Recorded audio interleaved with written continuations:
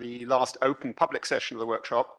I wanted to thank, first of all, the Bilateral al-Hikma for giving us such a warm welcome, and actually such an English welcome outside, as I struggled through the drizzle this morning, but it was really thoughtful to have laid that one on.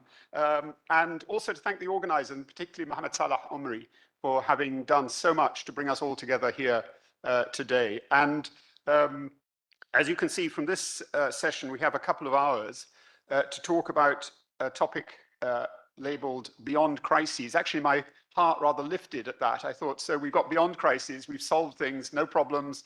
But as we learned yesterday, and I'm sure we'll hear today as well, crises are not single events. They have consequences and they have reverberations, and they're not finite in many senses. So I'm looking forward very much to hearing a very cross-disciplinary set of approaches to this topic of beyond crises with our four presenters.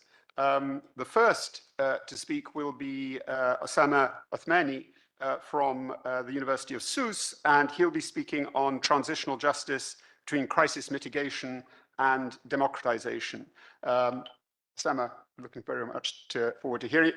You'll speak for about 20 minutes, and then we'll have about 10 minutes at the end for questions and discussion. Okay.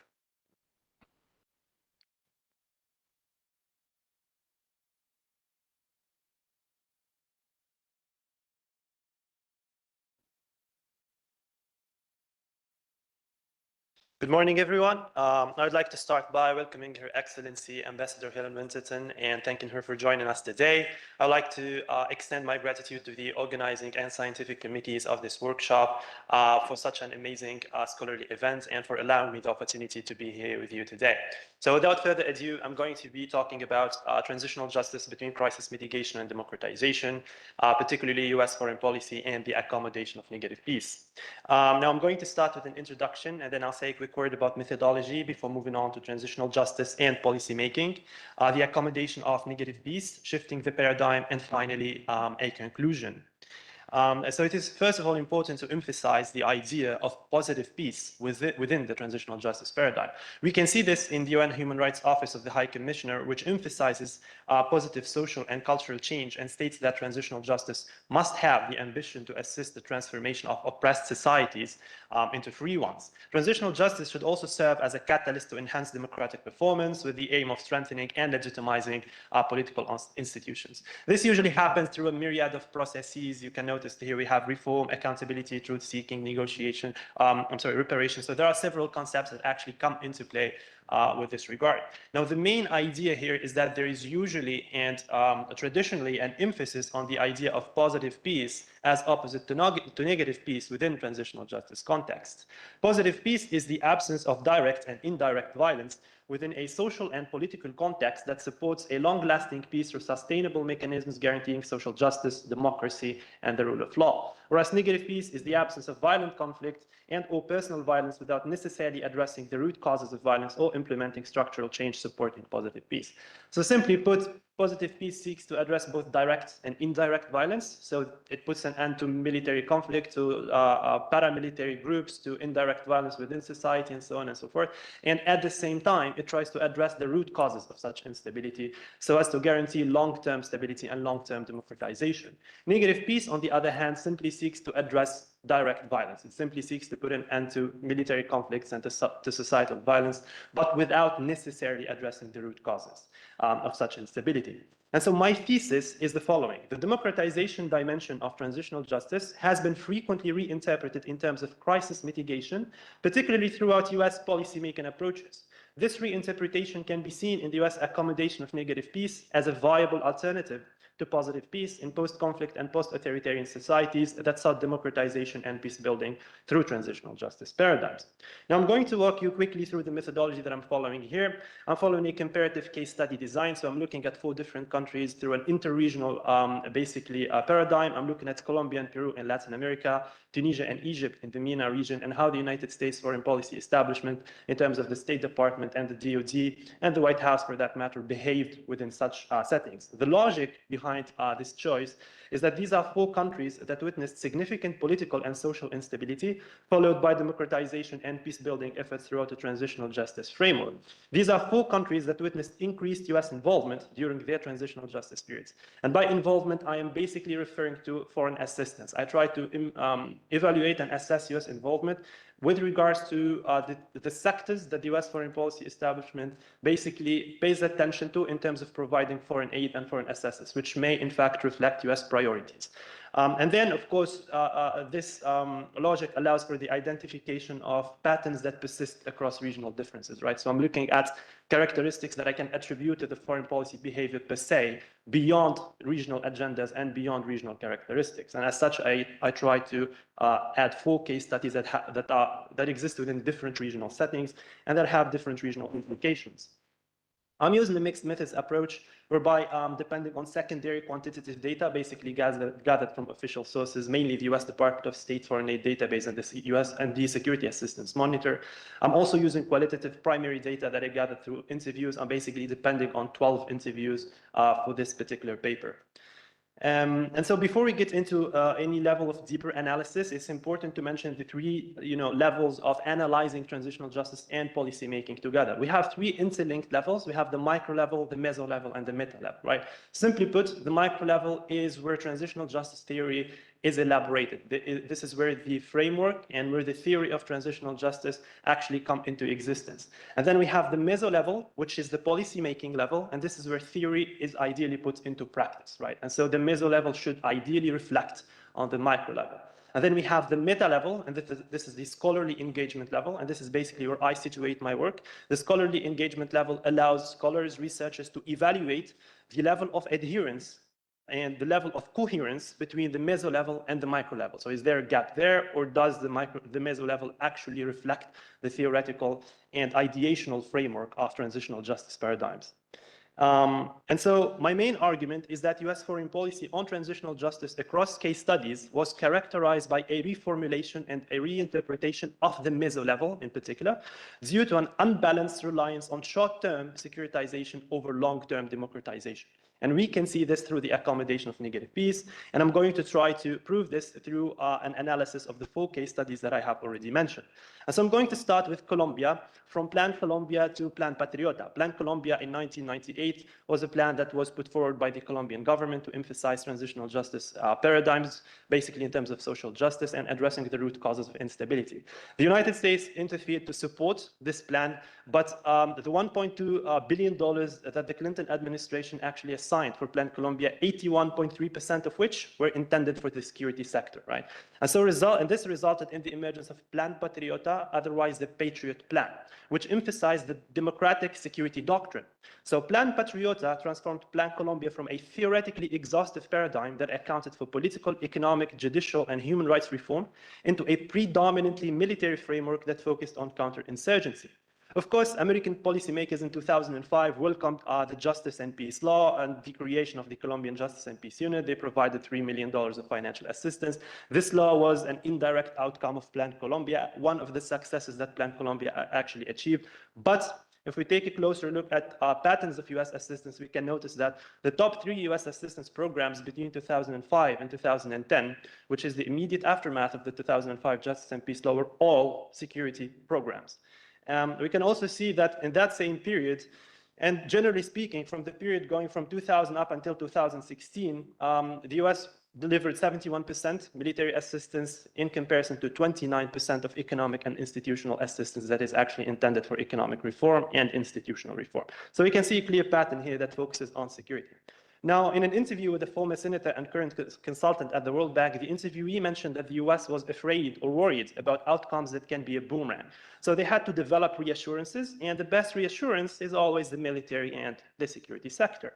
He further described US policy as an insurance policy against potential unwanted, undesired outcomes. So you can already see the existence of an implicit crisis mitigation approach to transitional justice here. The impact was, of course, lack of reform, particularly within the security sector, an emphasis on negative peace, whereby, the rhetoric changed from promotion of a human capital, infrastructure for peace, institutional development, environmental sustainability, to primarily counterinsurgency and counter-narcotics. Of course, another evidence of the failure to address basically root causes of the instability is the recurrence of violence. This occurred through the 2008 false positive scandal, whereby more than 6,000 civilians were actually killed through state-inflicted violence. Cocaine production, another indicator, basically remained at constant levels, but then started increasing again, reflecting yet again a failure to address the root causes of this behavior. Now, in an interview with former special advisor for Colombian President Juan Manuel Santos, the interviewee mentioned that the peace process tried continuously to focus on social improvement, but kept failing because the focus continued to be on security and organized crime rather than socio-economic reform. Now, the same pattern exists in Peru, where democratization, peace building, and human rights emerged as US objectives in the immediate aftermath of Fujimori's resignation and the creation of the Peruvian Truth and Reconciliation Commission in 2001. But yet again, US assistance for the top three sectors between 2001 and 2005 reflect a predominantly security-oriented approach. We can notice that after 2001, with the creation of the CVR, there's a peak in US security assistance. There's also a peak in USAID assistance, but whereas USAID assistance actually started decreasing, security assistance remained at constant high levels.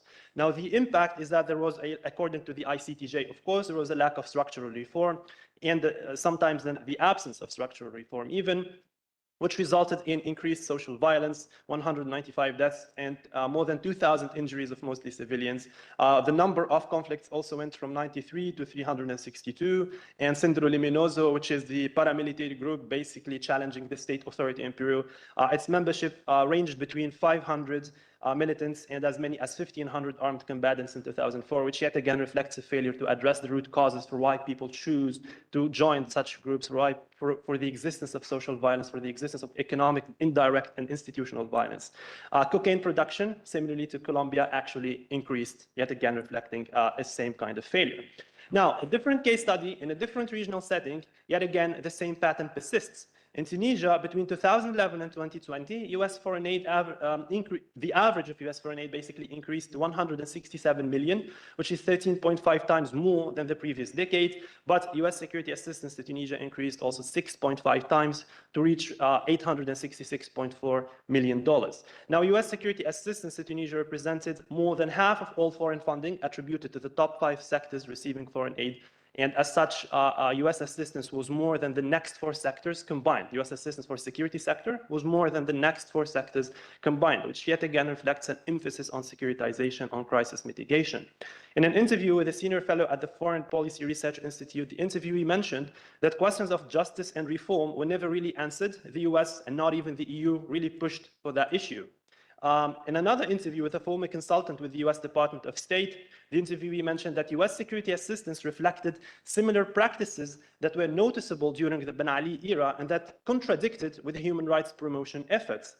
Now, of course, the impact of this was that there was a marginalization of reform. And I conducted another interview with someone who was personally actually involved in security assistance to Tunisia. And she mentioned that there was a certain play on terminology whereby the term reform was actually marginalized for the term professionalization, or another term which is development, so as to maintain the assistance flow even in the absence of direct reform conditionalities. Now, we also have a financial and economic crisis. Tunisia's fiscal balance has been in deficit every year since 2011. Political dysfunction in terms of Tunisia going through a pacted transition, not exactly a grassrooted transition to democracy, but a pacted transition without efficient reform. And of course, institutional corruption remains at constant levels. And this is the Transparency International Index of Institutional Corruption in Tunisia, which yet again reflects the failure to address the root causes of such issues, while there was a focus on basically security assistance. Now, in order to emphasize this idea that the foreign policy establishment was aware of these issues, but chose nonetheless to address security over long-term democratization, in an interview with a former advisor with the US Department of State under the Obama administration, the interview mentioned the following.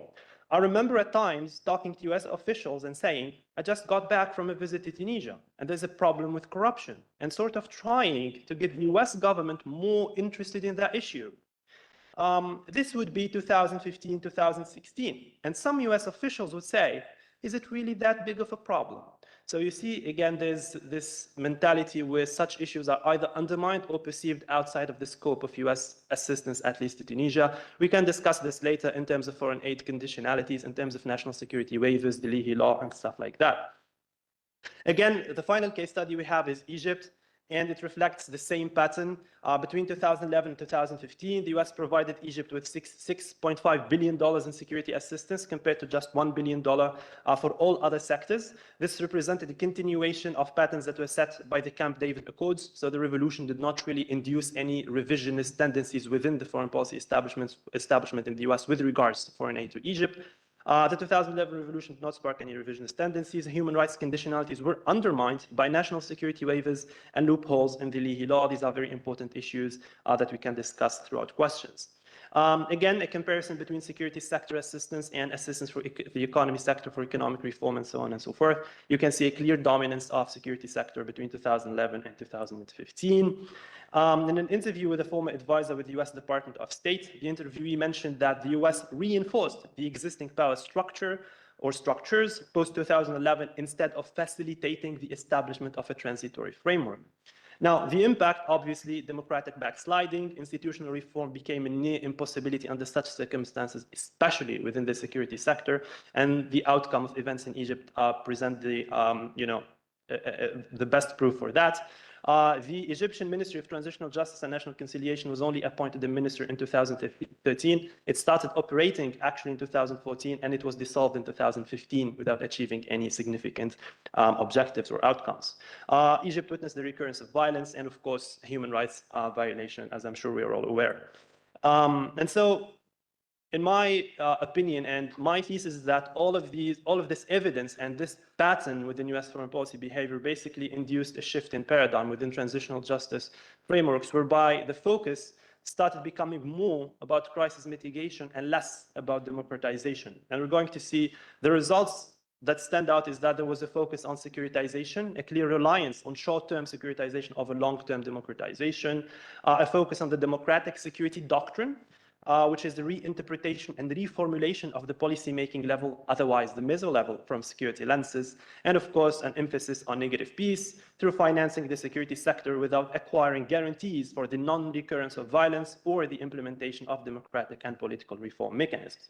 And as such, we end up with two different approaches to transitional justice, right? The first one is the traditional approach that emphasizes democratization, and the second one is a reinterpretation of such approaches, which actually emphasizes crisis mitigation.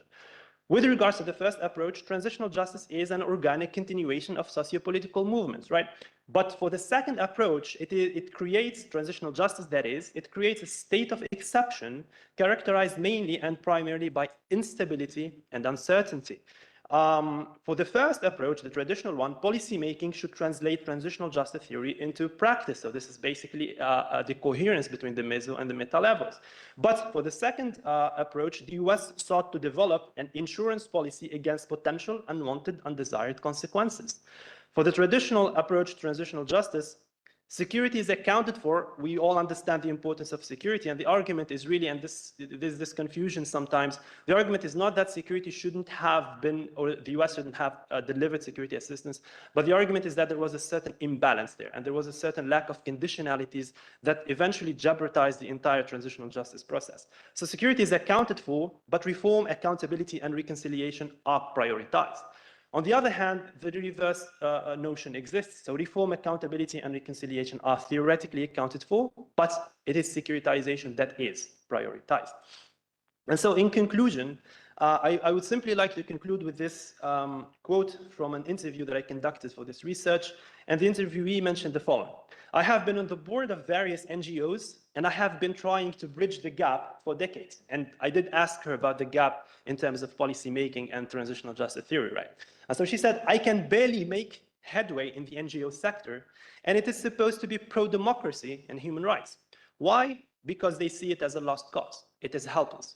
And so I would like to build on this and say that it is our duty as researchers, as academics, to inform policy-making processes, even if our role, or even if the cause that we are trying to achieve or to protect might seem like a lost cause, right?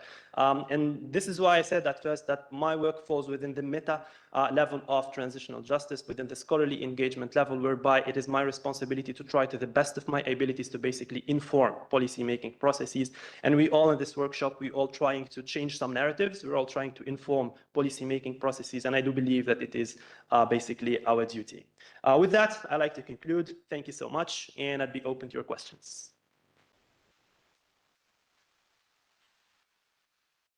Thank you very much for a really fascinating presentation, but also, of course, an incredibly disciplined one in the sense that you finished well within the time limit. So we have plenty of time for questions and discussion. I think one of the things I admired so much about what you did was to use comparative examples in a very effective way on a wide-ranging number of possibilities, strengthening the larger themes that you wanted to bring out. So I thought that was a really powerful part of the presentation, but much else was as well. So I'm happy to open the floor to questions and discussion. So, Peter. Hi. Thanks very much. Really great presentation. I enjoyed that a lot. I wanted to ask a question which may be a bit of an awkward one, but just in the sense that you're still operating within a transitional justice analytical framework in analysing the shift towards a sort of securitized and militarized paradigm. I was wondering, is that a choice, a sort of strategic choice of your own, or is there an argument also for saying, well, you know, this has gone beyond the transitional justice paradigm, it's no longer effectively within that at all. This is in some senses in a more old-fashioned, you know, power projection and security, securitization paradigm, and that, you know, effectively we've gone outside those priorities of the transitional justice process altogether? Or is it based on, you know, the fact that that's still being used as a kind of, you know, an ideological projection alongside it? People still say this is part of transitional justice, even if it's, you know, the vast majority of it is security aid, for instance. And I just wondering what the stakes are of that within your own analysis. Do you find a value in still seeing this as an element of transitional justice, or is there also a case for seeing it as something that goes beyond it and outside it? Please. Thank you very much for your presentation. I really appreciated your comparative lenses, your multi-scale approach, also the mixed methods. My question goes, well, as an anthropologist, I'm really curious about the qualitative side of your research. Because you say you did interviews with 10 institutions from the US.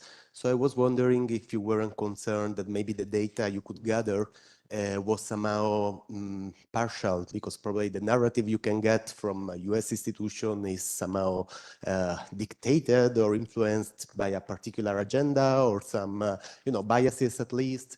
And I wonder, well, maybe it's not really a question, it's maybe something, I wonder if you have ever thought about seeking other answers, probably from the counterpart you are studying, from institutions from Colombia, Peru, Egypt, Tunisia, or not necessarily maybe institutions, maybe even just people who are the victims of these processes, oppressions, violence in their own countries, and how do they see this transnational justice approach from the north? Thank you. Thank you. Please. Well, thank you for this interesting presentation, but I appreciate your passionate nature.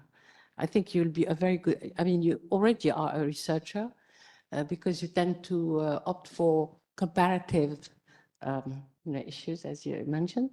But I think you should go back to such enlightenment philosophers as Rousseau, etc. You know, man in nature, when there is, of course, peace, there is equilibrium between individuals, But as soon as there is war, of course, things change. And I think you should read the Contrat Social. You should read Montesquieu. You should read de l'origine de l'inégalité entre les hommes, etc. This will enable you to see how, in fact, human nature was viewed. I think justice was at the very core, you know, of human relationships. Le contrat social, c'est la même chose, okay? And I'm sure this will enlighten you, and you will do a very good research, inshallah, work. You'll finish it beautifully, because you deserve it. Thank you. Thank you. Thank you. Very interesting, Osama. Well done. In fact, I have more of a comment or suggestion rather than a question. I really appreciated your comparative approach as a methodological perspective. And my comment or my suggestion is whether you would consider in future research, whether you would consider to extend the comparison historically to the previous decade, or to countries where the transition was more violent, and here I mean Iraq. So whether you would consider to introduce these cases in your comparative approach. I thank you very much.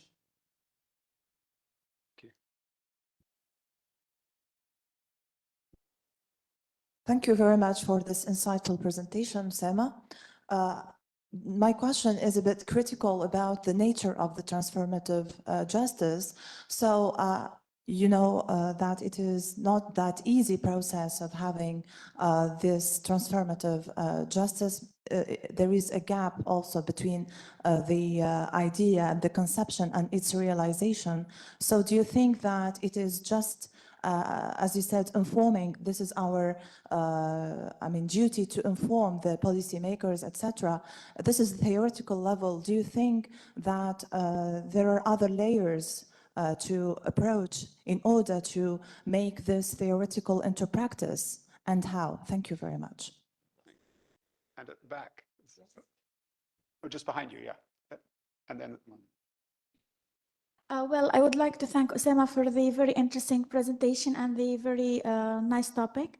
I would like to ask a question. Did you investigate America's accommodation with Islamist regimes in Egypt and Tunisia? And do you think that was a wise or wrong choice by the Obama administration? And what was the impact of that on transitional justice in these two countries? So I would like really to know your opinion about that. Thank you. Thank you. I think there was a question at the back as well.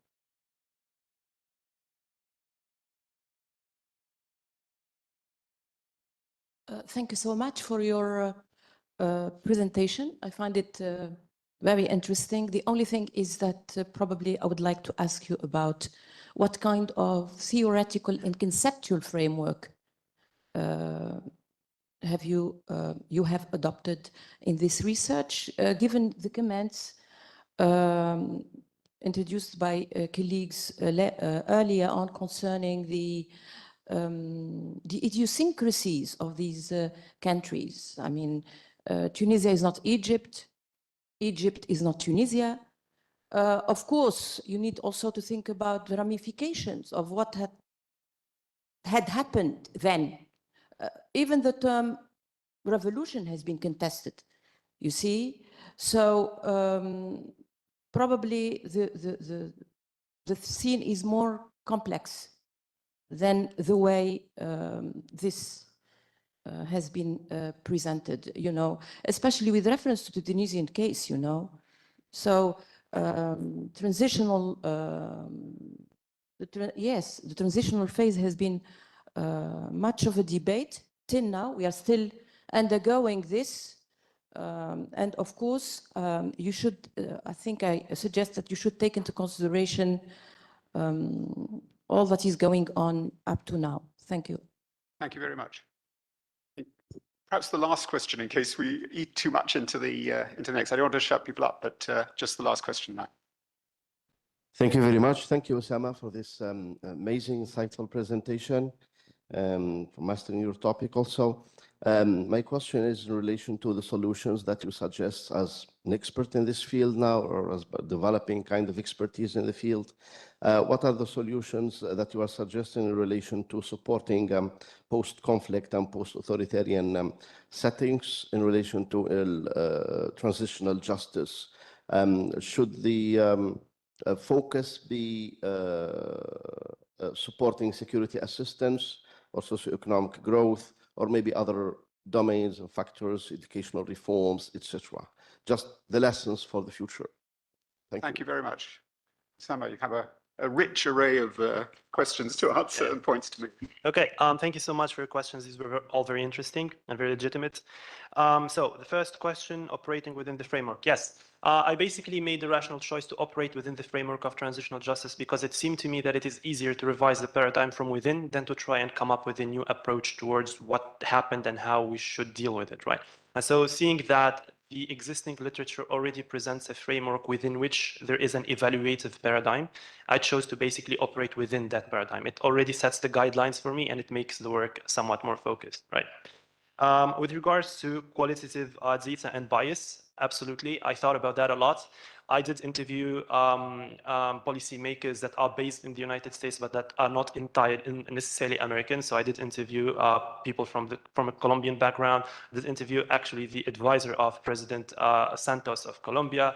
I did interview people that used to be senators in Colombia, in Peru. So I found 2 or 3 individuals that were in high office previously, but that are based in the United States at this time and that were, that accepted talking to me. So I try to do that in order to see if there is any difference in perspectives from someone within the United States who hasn't had the experience to actually live through these transitions or these basic events in their own context.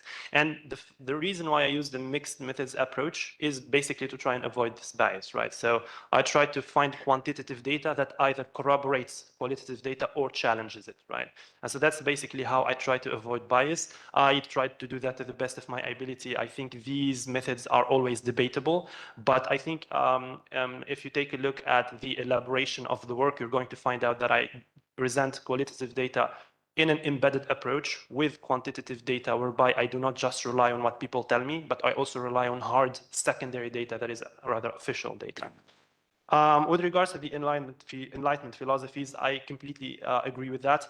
I do, throughout my PhD research, I do look at the historical background of transitional justice. Much of its theory goes back to the Enlightenment philosophers.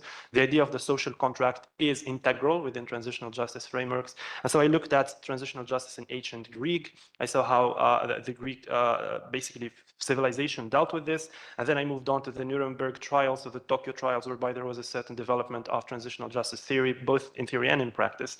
And, today's contemporary international liberal democratic system, whereby we have this pooling of sovereignty and these institutions like the ICC and the ICJ, and their inefficiency in actually dealing with these issues because certain superpowers actually refuse to become member countries or to allow these institutions to have jurisdiction over their own individuals. One of the most interesting interviews I had with someone from the Department of Defense in the United States, and I was told that it is impossible to convince an American politician to agree that the United States should fall under the jurisdiction of the ICC or the ICJ, right?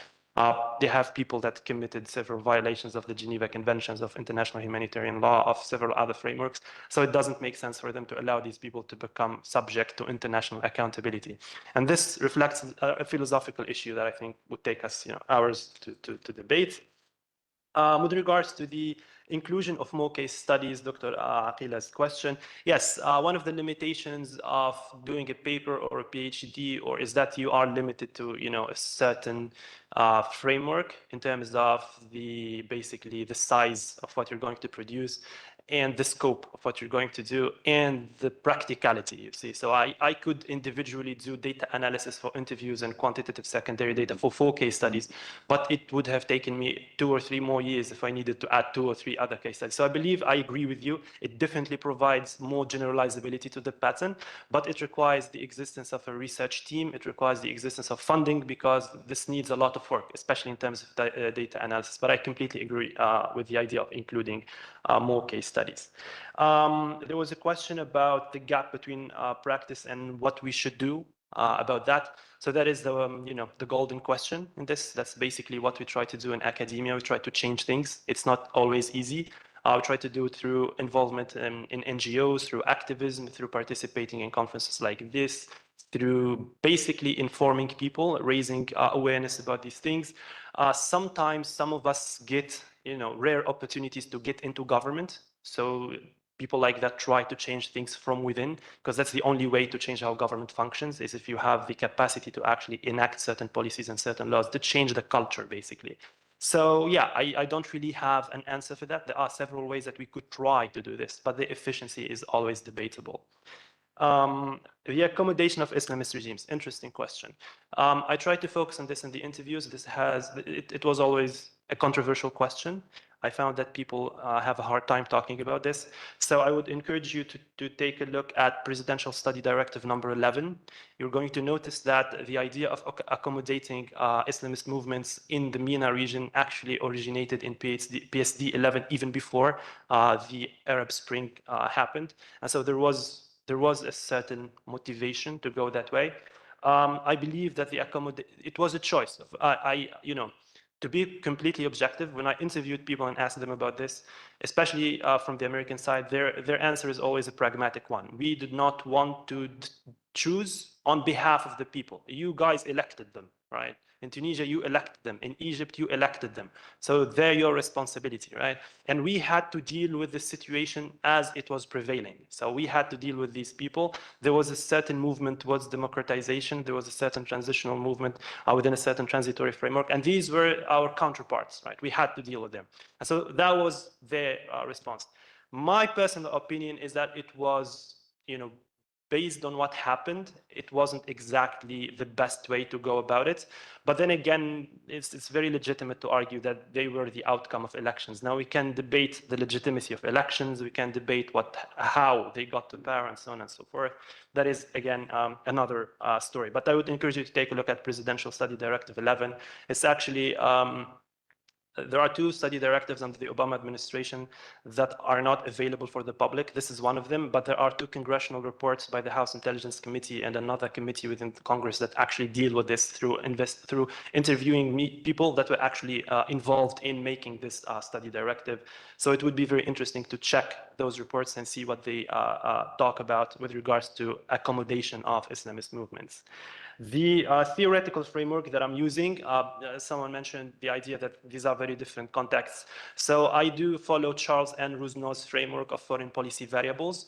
He has a set of foreign policy variables that because my interest is not particularly the context of these countries, but how the United States behaved within such contexts, right? And so I try to limit myself to the variables that I can actually study. And I use Rusno's framework in deciding what variables am I going to look at and how do these variables fall within my scope of interest, right? And that allowed me to create certain comparability between these case studies, regardless of their own internal dynamics, right? So the internal dynamics are somewhat incomparable, but the external approach towards such internal dynamics can be comparable to variables. Finally, the solutions. Yes, Dr. Mimoun's comment. Yeah, so I do have, I'm still gaining expertise in this. I don't claim to be an expert. I'm gaining expertise, but I do make the argument that the Department of Justice within the United States should have a more active role in foreign policy formulation, because there is a certain shift that has been going on for decades now in the US, whereby foreign policy formulation has been moving away from the State Department and more into the hands of the Department of Defense because of things like the doctrine of military professionalism as elaborated by Samuel Huntington, and the idea that the military is more efficient in conducting foreign policy tasks because they have clear guidelines, they deliver more concrete results, you see. And so to Congress, it's easier to fund DOD for foreign policy objectives rather than the State Department. I do make the argument that there should be a certain approach to fixing the Leahy law. The Leahy law prohibits, and there has been efforts lately within the Biden administration to deal with this. The Leahy law prohibits the United States government from delivering assistance to entities that have been accused of human rights violations.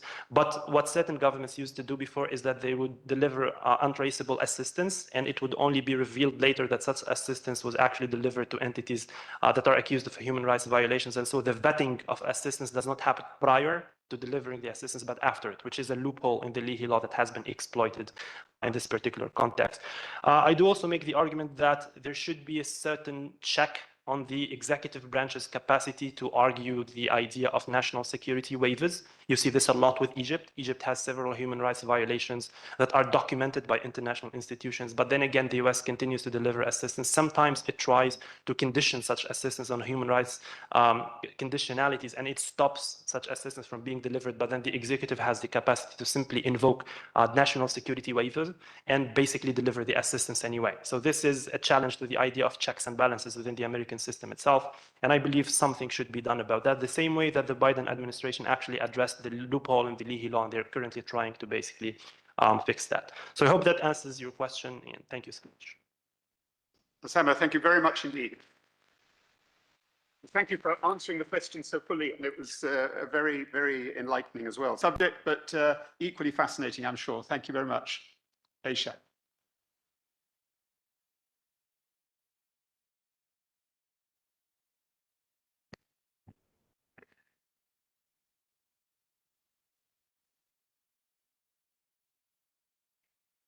Charles, thank you for this nice introduction, and it's a pleasure and honor to be here. But before I start, I would like to thank the organizing this event, to our organizing committee, and of course to Mohamed Salat for his leadership on this event.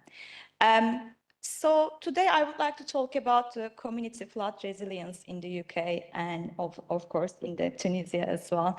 But this is a research proposal. I'm looking for collaborators and co-authors who are interested and would like to contribute in this research.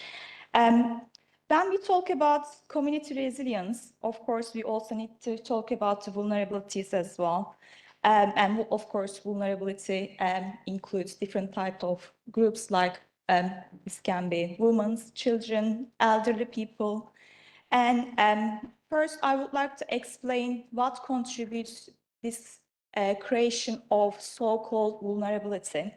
And I would like to explain this context in the emergency, crisis, and disaster management. And then I would like to talk about flood hazards, and then, of course, my research proposal and what I would like to do or carry out this research. My research, my work, I will say, over the last 10 years has brought me into different variety of locations that has been struck by disaster, which are in the midst of preparing for mitigating or recovering from a disaster. And like many disaster scientists, many people see disaster as such a dramatic and exciting undertaking. And it is exciting and interesting to study disaster. But many scientists, like social scientists, do not study disaster because of its extreme event. They study to learn what they cause to our day-to-day social life. So there is no such a thing as a natural disaster. We always, as a disaster scientist, use this term. Because so many social scientists who study so-called natural disaster do take this perspective indeed. The reason for that, without the collision between the natural environment and human population, there is no disaster. It is just called natural hazards. So by its definitions, disasters are social events, and they create inequal, they cause because of the inequal opportunities. Now I'm going to share some work from Wisner and his colleagues from the book called At Risk, and I believe they are giving one of the widest framework in this for the people working in this specific field. So their framework start with social causations of disaster. They start their framework with so-called natural environment. So there's, of course, spatial variation and that result in any unequal opportunities, distribution of the opportunities of hazards, particular hazard context for that particular natural hazards. Then in addition to this model takes into account that any natural environment that has particular opportunities, location, resources for human activities. We also know that there are particular hazards that exist within the natural environment. So this is sort of natural environment moving down. Then there is social environment is kind of moving up. So there are this social process that occurs and determine access for opportunities to hazards. And of course, there are some class, gender, ethnicity, age group, disabilities, immigration status. And of course, in a broader perspective, there are some social system and power relationship. And on top of that, there are some political and economical system and international, on the international scales as well. So in here, I would like to argue this, especially this box, which is called vulnerability, creates the vulnerable group. And there are lots of discussion in terms of this section, very young, very old, disabilities. And if you would like to understand what is causing vulnerability, we have to look at this framework and understand what is causing this kind of vulnerability. So the second framework they propose is pressure and release model. So the previous model was more about explaining from the broader perspective, but now they are explaining, Wisner and his colleagues would like to explain a little bit more details about the root causes. So the first step for the vulnerability, they explain root causes. For example, if we would like to understand why 50,000 people die in Turkey's recent earthquake, or why many people die because of the Tunisian floods, or if you would like to understand any crisis or maybe emergency situation or maybe disaster, you would like to look at root causes and ask this question and try to identify unlimited access to power structure. And this is the best place you can ask this question, try to identify the root causes. So it is more about if you are trying to do any kind of social autopsy, this is the best place you can put your framework into. And after the root causes, Wisner and his colleagues write about so-called dynamic pressures, begin with the interaction with the root causes. Things like when particular community lack of training, local institution, press of freedom. So then again, they build on into this to unsafe conditions. Taken together, number one is the root causes, number two is the dynamic pressures, and number three is the unsafe conditions. They are creating the progression of vulnerability. And when this progression of vulnerability, this vulnerability comes together with the hazards, this could be any kind of hazards, but I'm more specifically working on the natural hazards. Disaster happens. Depends on the scale, how many people affected. This could be emergency, sometimes crisis, and sometimes disasters, depend on how many people affected, the region, and the capacity of the place. So now I would like to talk about flood events. UK and Tunisia experience a lot of floods. That's why I would like to focus on flood events in this research proposal. Floods are one of the most common and devastating natural disasters, natural hazards globally. Floods affects more globally than any other natural hazards compared to earthquake, landslide, and other natural hazards.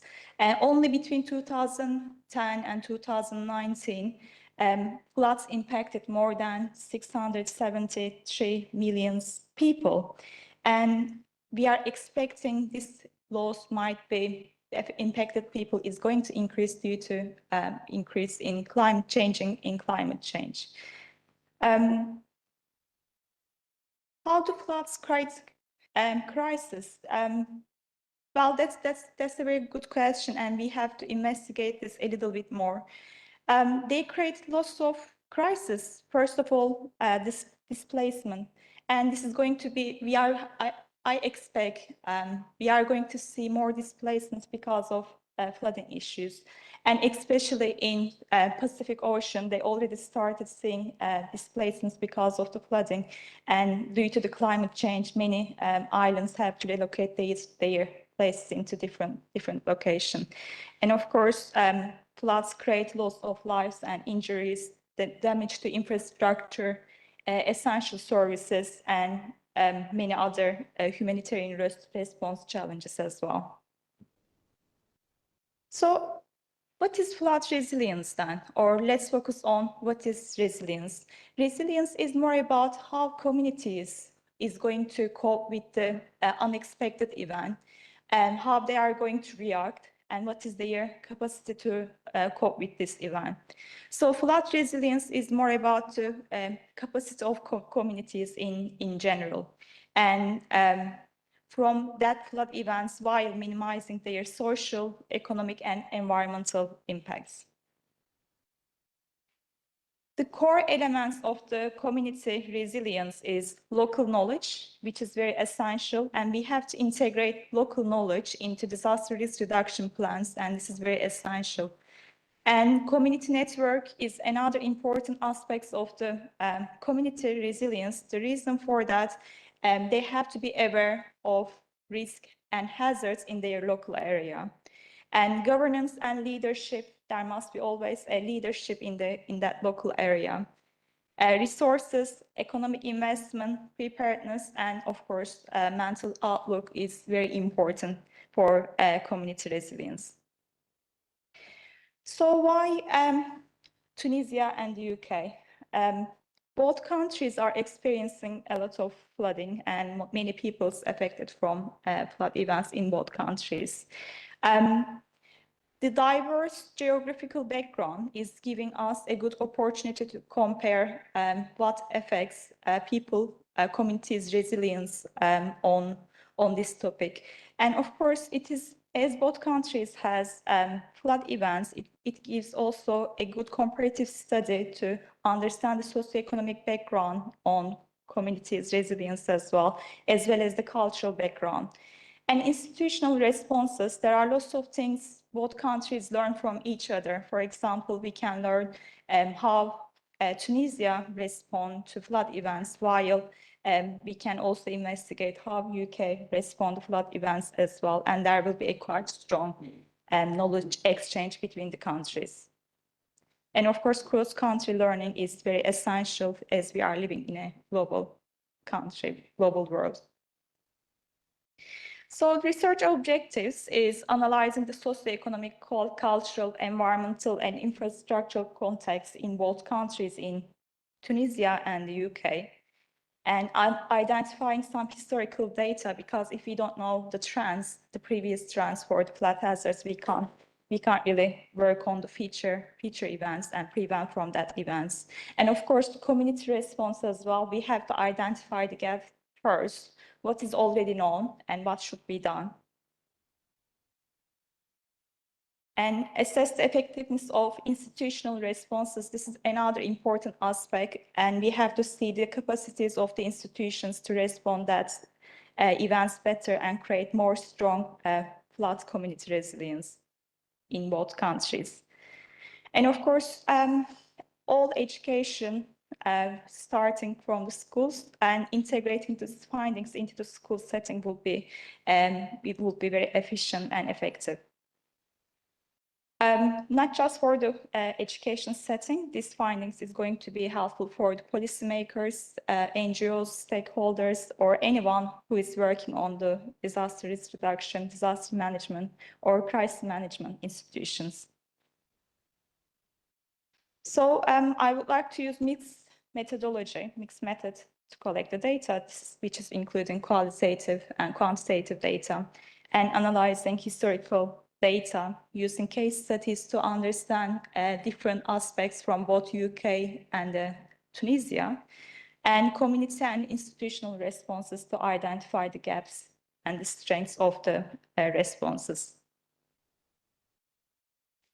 Expected outcomes of this research is going to be understanding insight into resilience framework into both countries, and identification of the best practice and implicate into the both countries, and sharing the lessons learned from both sides. Integrating learnings into the curriculum, this can be again from the any stakeholders, education institutions, and insights for communities and practitioners as well. So this is not going to be only for the research paper, for the academia, for the universities. This is also going to help and support stakeholders, governments, NGOs. So, and as we are expecting more flood events in the near future because of the climate change, and there's a high importance of carrying out this research. Okay, thank you. I can take. So then from out there, okay, that's fine. And also, you won't be hiding behind a pillar, which is That's good. it's important. But thank you very much indeed. And I think you gave us a very clear idea of the framework of the research project. But I think that I want to remind people that what Aisha said at the beginning is this is the beginning of a project, an outline of a project, and she's also looking for collaborators. Yes, so that's something to bear in mind when you respond. But I'll open the floor.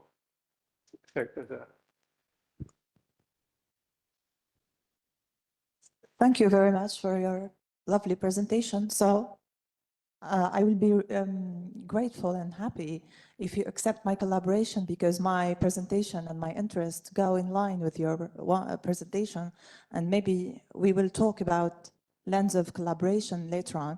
Yes. And yeah, it meets my interests actually. And I like how you incorporate the flood with the two different contexts, and in line with the curriculum. Also, the implications are rich.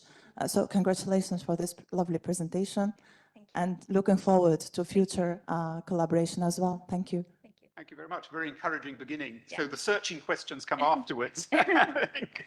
But I'm happy to open the floor to others. Please. Yeah, okay, thank you for your presentation again. So I pretty like the community resilience framework you propose. And I want to learn more about your reflection on how would you put the flood in the context of the community resilience framework. It seems to me that the flood here is more like a background. It can be applied to the earthquake resilience, biodiversity resilience, or climate change resilience. To put it differently, just I want to know more about reflection on why kind of the flood is here and how the importance, why flood is very important in terms of using the community resilient framework here. Mm-hmm. Thank you.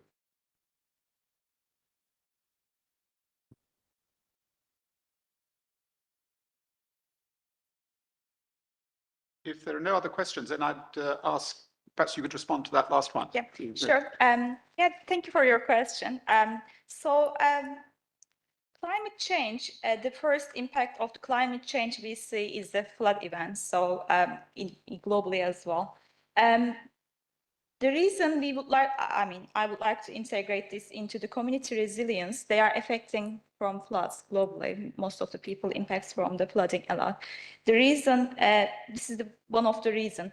And the community resilience, if we, each country have, or maybe we can say if we are looking from the more micro level, each location or community has their own risk hazards in that specific context. So as both countries experience more flooding, it is essential, I believe, to increase their flood resilience to reduce and minimize the impacts of the social, economical, and financial aspects. Thank you. Thank you very much. Aisha, thank you very much indeed. Thank you.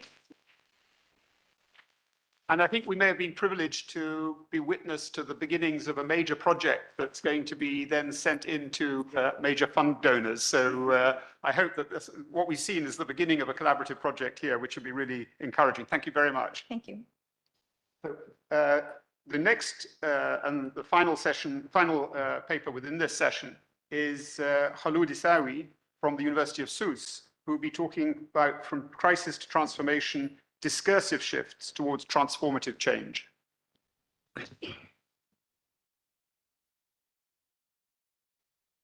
So thank you. Before I start, I would like first to express my pleasure and gratitude for taking part or being member of this group of promising academics and researchers. I also want to thank the scientific as well as the organizing committee for all the efforts made to make this event come into reality. So my paper today is entitled From Crisis to Transformation, Discursive Shifts Towards Transformative Change.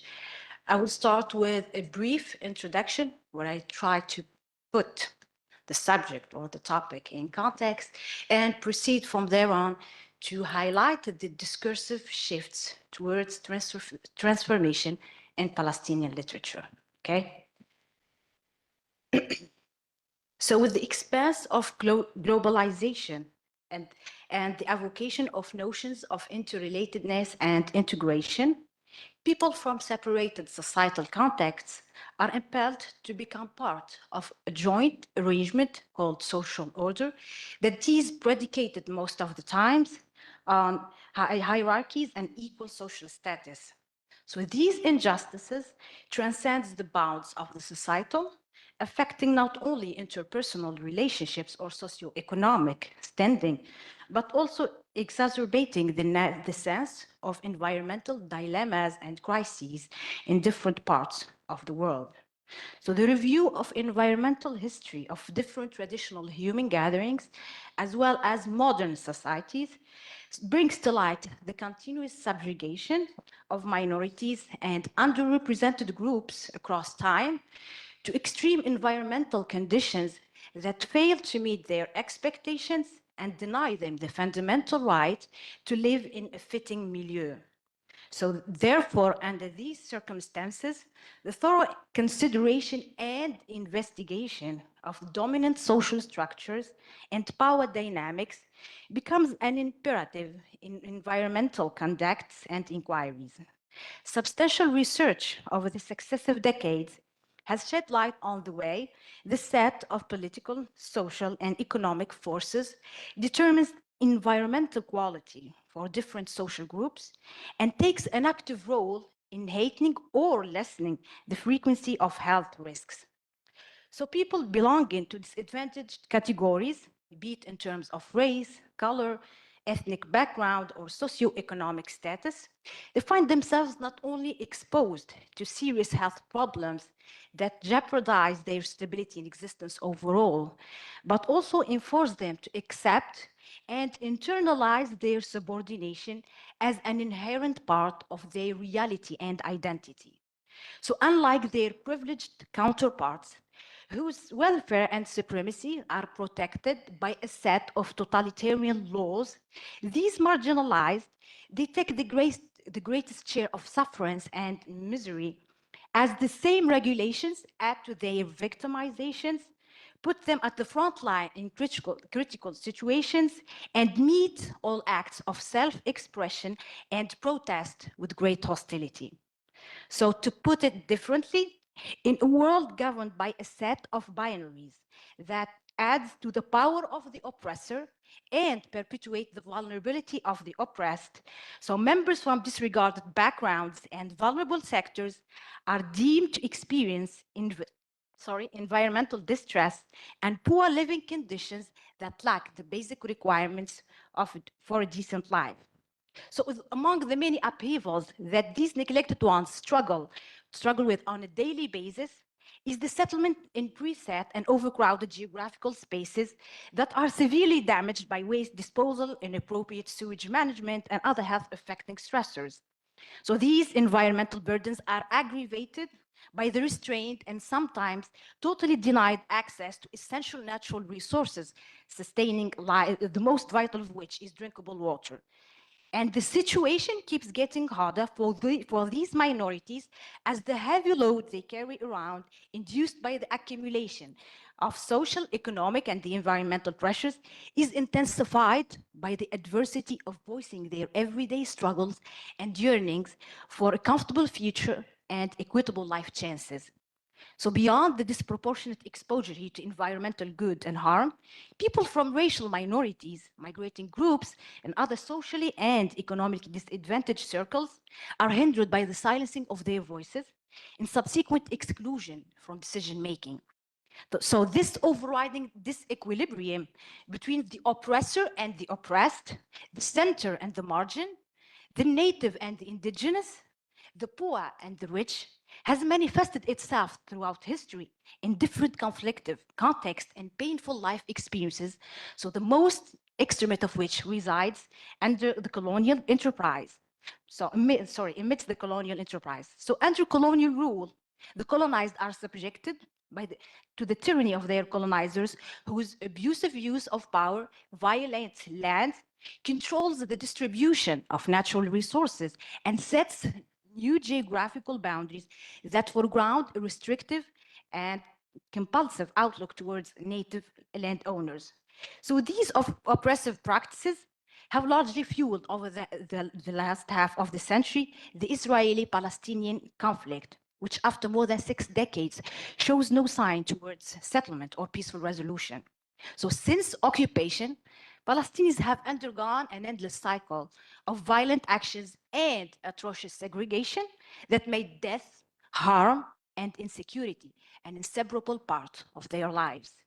So when speaking about violence in the frame of an autocratic occupation, most conjectures revolve around armed encounters, airstrikes, explosive bombs and weapons, and even war crimes. These hostile deeds, among many others, have been captured on the ground and reported by different local and national broadcast coverage, bringing wide UN condemnation of Zionist authorities. Nevertheless, for the affected Palestinians, so the tribulations that comes with occupation stretches beyond land confiscation and physical harm induced by the use of excessive force against them. Civilians are further suppressed by structured sectarian displacement that targets their presence in the area and works in favor of expansionist projects and illegal establishment of residential zones. So strip the right to reclaim what has been coercively taken from them, and even to manage their own properties. So citizens are compelled to abandon their homes and lands, settle in desolate spaces that are geographically limited and noticeably short of natural resources sustaining life and growth.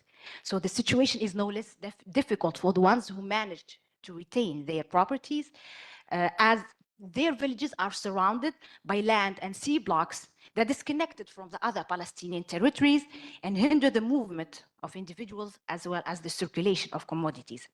So with everything going on, defenseless civilians, like other disempowered minorities throughout history, are coerced to yield to the dictates and commands of their occupiers, whose practices foreground a Zionist desire to wipe the Palestinian presence from the area. So this genocidal occupational enterprise entails the restriction of their agency, a systematic eradication of their sense of identity, and above all, their preclusion from engaging in decision processes.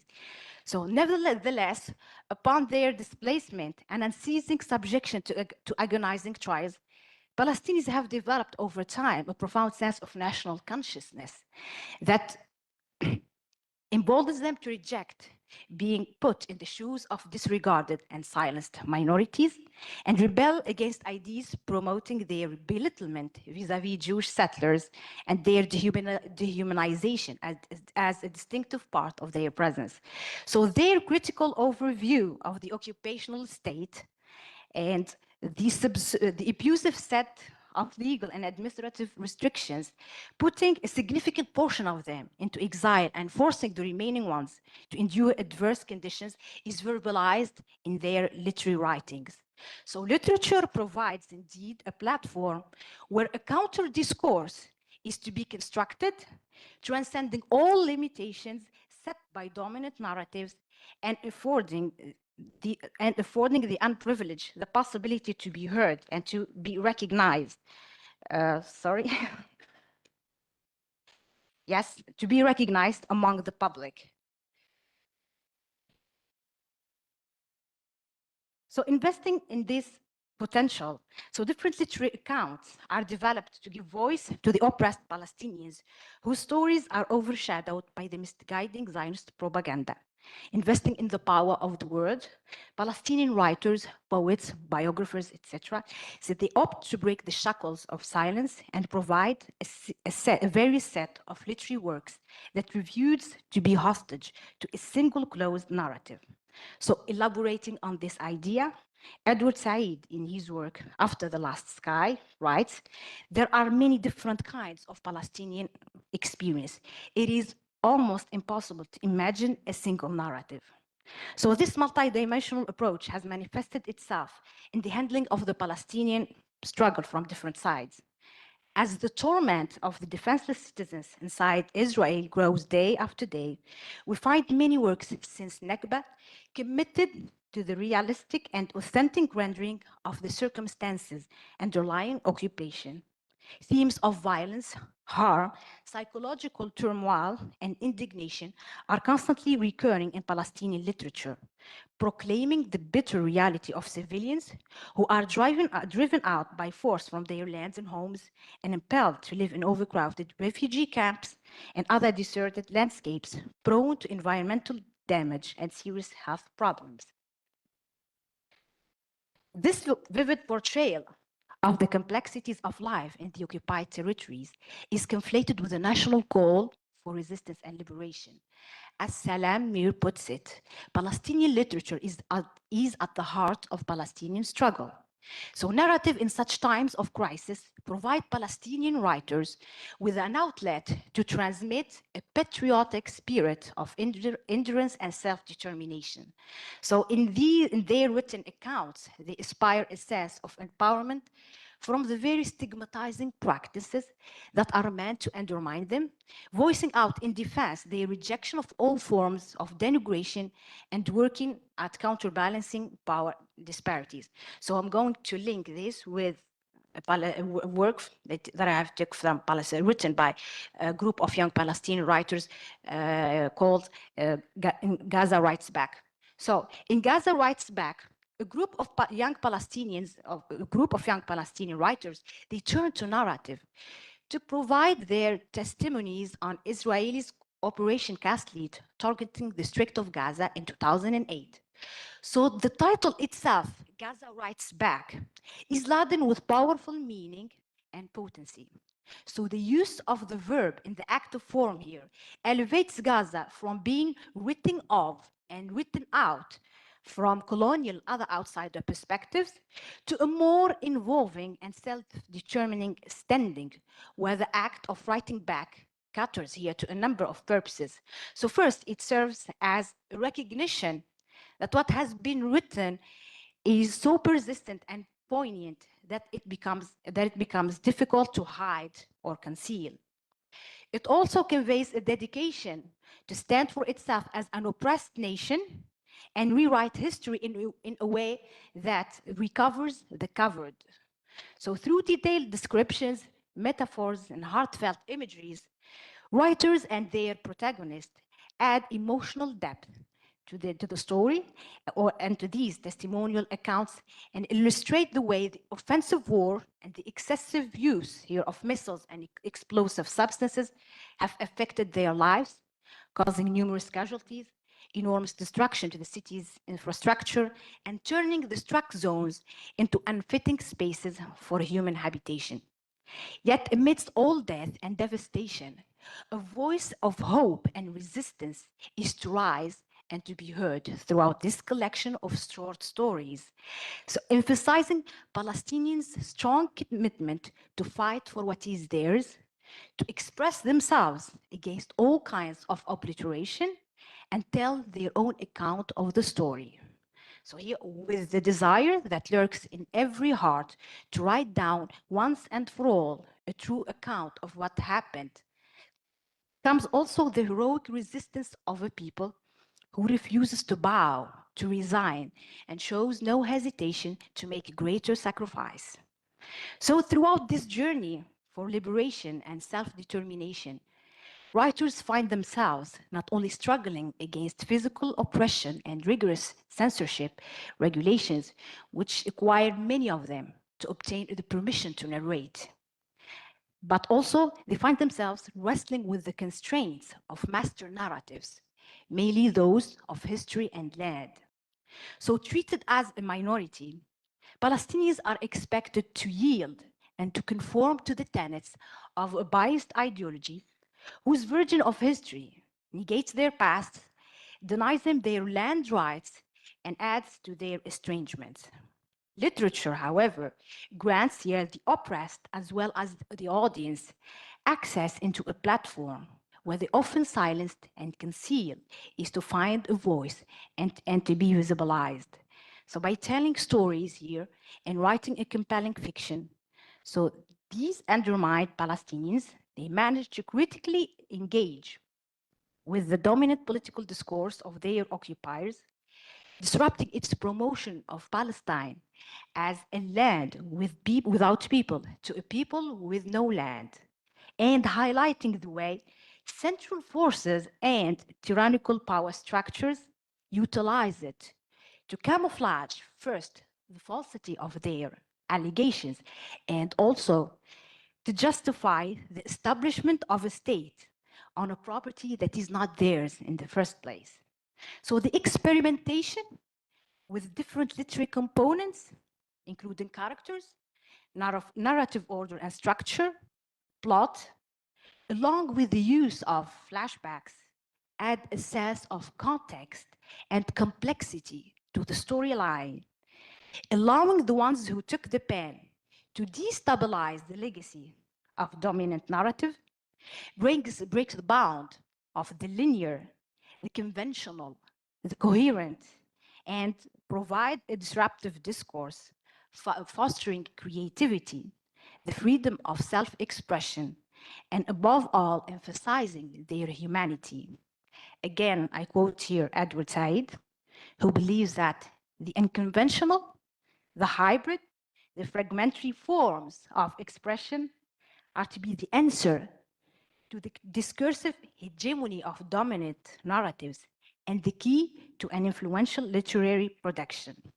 So in these fragmented hybrid narratives, so Palestinians managed to create a site where they legitimize their cause, keep a historical perspective, and insert their sense of belonging and identity, which is commonly associated with images of the long-lasting olive and mulberry trees.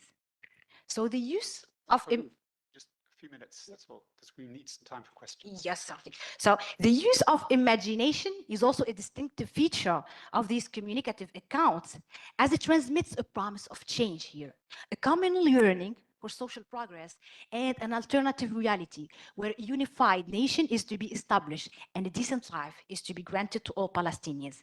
So in his memoir, I Saw Ramallah, Mourid Barghouti moves back and forth in time, inserting his memories of the place where he grew up and spent the first years of his life. And after 30 years of exile, so he manages to finally return to Ramallah. And though astonished by the changing reality of the past he longed for and the daily suffering of the people he meets on his way back, so he aspires pleasure and prospect from the idea of being there and abstains from falling under the grip of lament and tragedy. So even in the midst of loss and despair, he finds a way to keep his spirits high, aspiring empowerment from the very few things that survived the long Israeli occupation. Investing in the strength of the literary expression, he looks a spark of hope that reaches out all Palestinians, whether at the front line of the ongoing battle or in exile. So this discursive shift towards developing a more optimistic and promising conception of life communicates a national commitment to keep up the fight, to make change, and set things straight. And finally, as Barghouti states, I used to long for the past in Dir Ghassana as a child, longs for precious, lost things. But when I saw that the past was still there, I wanted to take hold of it, to kick it forward to its coming days, to a better future, to tell it, run. Thank you.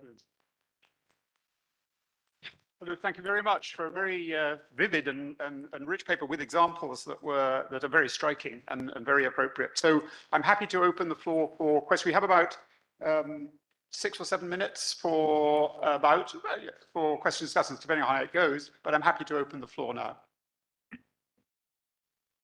I can ask for a question. Yes, please. Thank you so much, Khulud, for this presentation. You're welcome. So my question has to do with your argument and with regards to social media, right? So what I'm noticing is that in today's world, when people go on Facebook, Twitter, whatever social platform that is, you're going to find quotes by Edward Said. You're going to find chunks of literature that serve, a particular agenda. And so I just want to know your opinion on whether, this idea that literary works are now more influential outside of their normative framework, whether do you think that that is an extension to the influence of literary works, or that it actually challenges such influence by reducing literary works to simply quotes and chunks that serve a particular agenda? In your case, it serves to challenge the narrative with regards to Palestine and all of that, but it can also be used in other ways in the same way that you're describing, you see? Mm-hmm.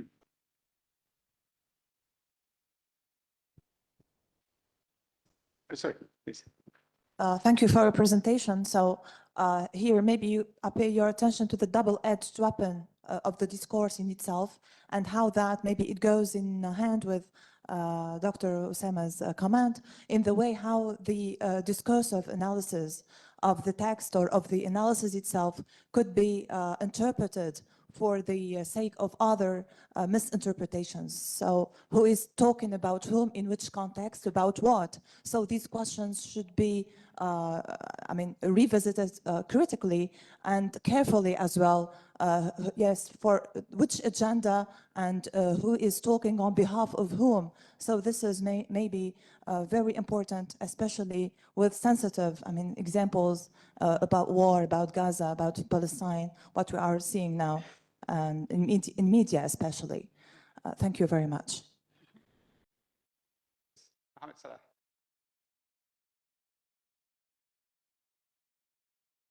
Thank you, Khulud, for speaking compellingly and eloquently about Palestinian literature. And that's my question. It's actually a comment as you develop this paper. Yesterday the term visibilizing and invisibilizing was evoked.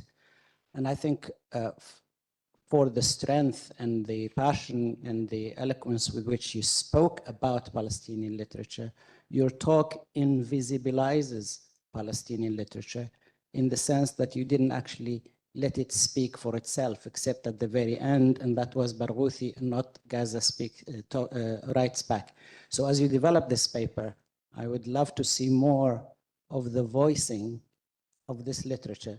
Your work becomes then a space or a forum for them to speak, and that's one way of visibilizing, and it's also a regular academic practice in literary writing. Okay. Thank you. Thank you.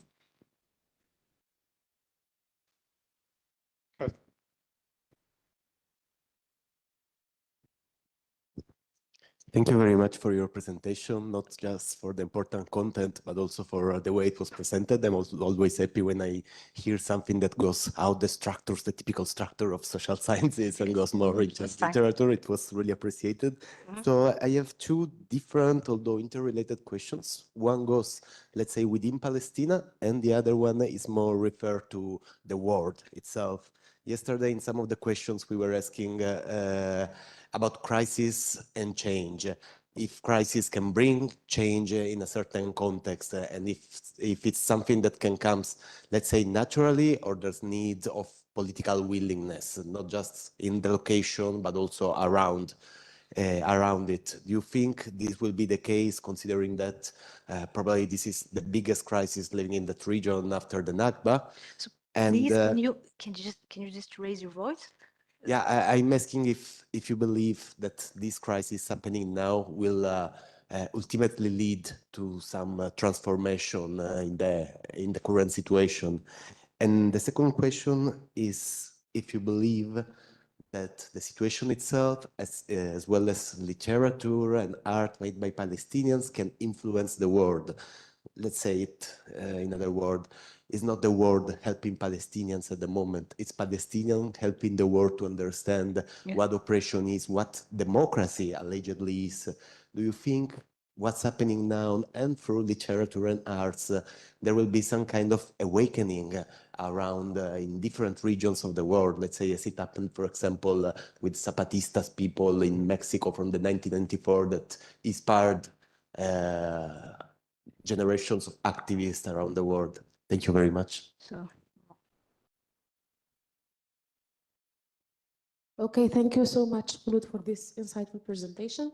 Actually, your topic falls within the umbrella of the literature of empowerment, or let's say resistance and marginalization. Okay, so I want to ask you about the critical literary theories that informed your choice of this topic. And I have another question, which is about the possibility of recovery and healing.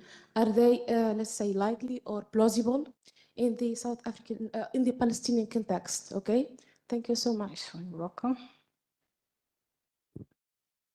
Thank you. Thank you. When I listened to your very interesting lecture, I thought of the modernist movement as opposed to the postmodernist. I think you may find parallels in Proust, in Virginia Woolf, in James Joyce, etc., because they speak of a happy past as opposed to an unhappy present. And of course, the refuge into the past, I give you the example of the Madeleine trempée dans une tasse de thé, or in Virginia Woolf, Into the Lighthouse, the painter, Mrs. Brisker, Lily Brisker, you know, the painter in that, etc. Therefore, I think it would be very interesting to review all the, I don't know if you have read them all already, but if you have not, I think they would be very useful to you, because in postmodernism, there is no future. I mean, there is no possibility to change anything in life.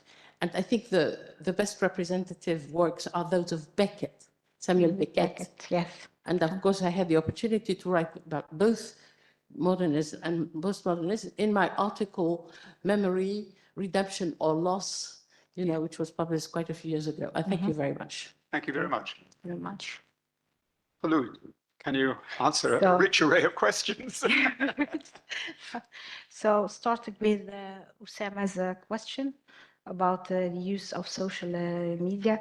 So actually last night I was doing some feedback, and I found an article that deals with the digitalization or digitalizing the literary resources, okay, or here the literary accounts that are written by Palestinians. And I believe that this helps to elevate the states of, let's say here, the literary accounts, or from being just quoted, as you said, to being conflated and used in, let's say, in cultural studies or in other disciplines. Regarding, Dr. M asked me about the use of discourse as a double-edged weapon, and this is why I have emphasized during the presentation the critical analysis, okay, of everything that is written. I've also spoken about the Israeli propagandas that falsify realities, okay. So they claim land or claim a property that is not theirs. With Mr. Dr. Omri. So I really, I was fascinated here by the use of the dichotomy, visibilizing and invisibilizing.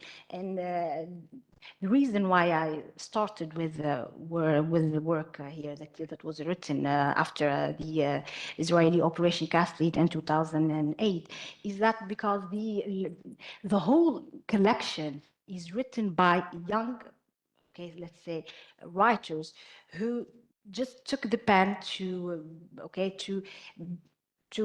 let's say to write a testimony of what happened during that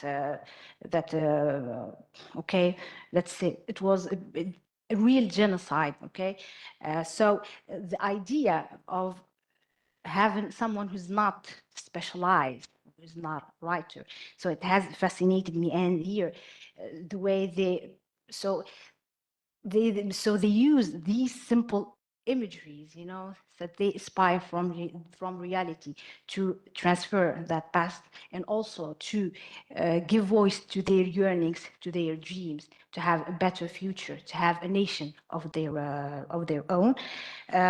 So regarding the question of whether crisis will perpetuate or lead to transformation, I really believe that what is happening now in Gaza will eventually create, okay, that or induces change, because nowadays everyone is fully aware of what is happening on the ground, of all the atrocities made against these defenseless civilians. And so we have the sense of self-consciousness, okay, so day after day is being, let's say, developed, okay? So, and the, let's say, the real faith that the Israeli authorities tried since occupation to hide is being uncovered, okay?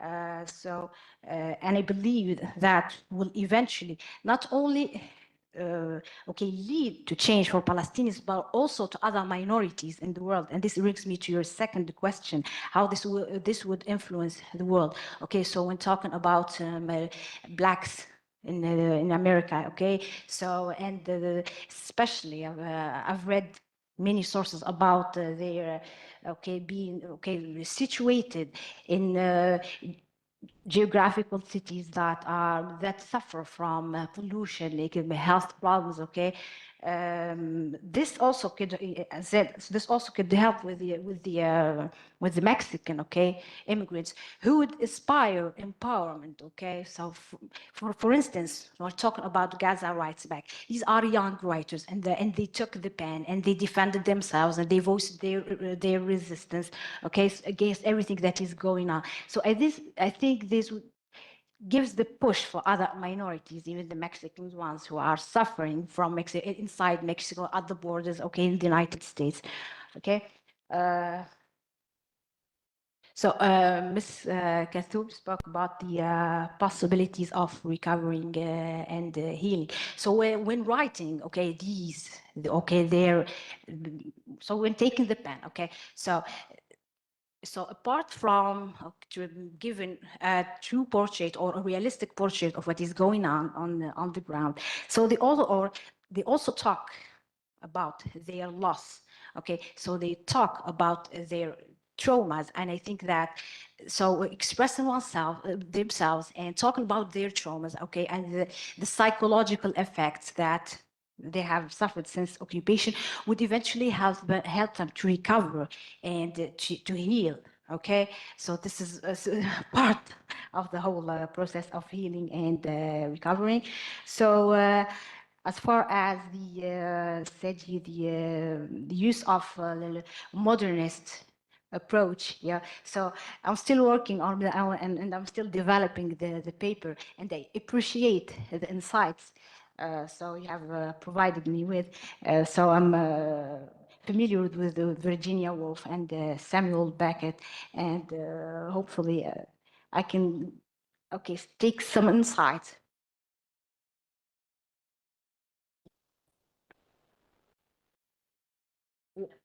No, I think we have to end, otherwise we're never going to finish this session. But thank you very much. You can have the conversation afterwards in the coffee. Thank you very much.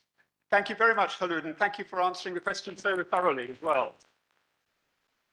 And I want to thank all the panel and you yourselves, the audience, for making this such a lively and, as you can see, rather prolonged session, but actually all worth it. Before we disperse, I think Mohammed Salah has an announcement to make. Well, thank you very much. First, I have thank yous and some logistics to announce. So first of all, thank you all for attending, particularly those who are not part of the group or presenters.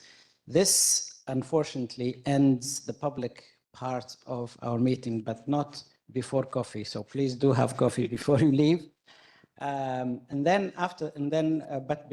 you do that, the group who actually attended and were presenters, there is a protocol that you're actually given a certificate of attendance, and the Academy wants a photo op to go with that. So each of you will have a certificate and will have a photo and then a group photo, and then we go for coffee.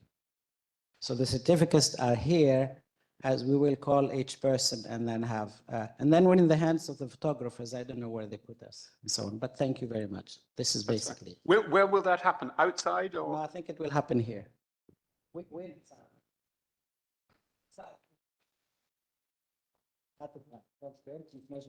go out.